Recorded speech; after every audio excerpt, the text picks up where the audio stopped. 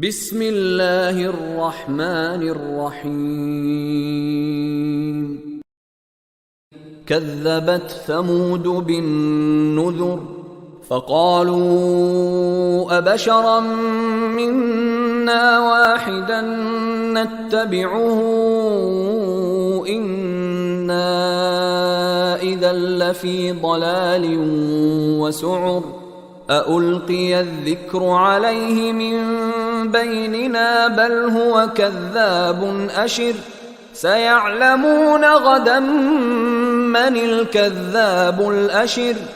إنا مرسل الناقة فتنة لهم فارتقبهم واصطبر ونبئهم أن الماء قسمة بينهم كل شرب محتضر فنادوا صاحبهم فتعاطى فعقر فكيف كان عذابي ونذر إنا أرسلنا عليهم صيحة واحدة فكانوا كهشيم المحتضر ولقد يسرنا القرآن للذكر فهل من مدكر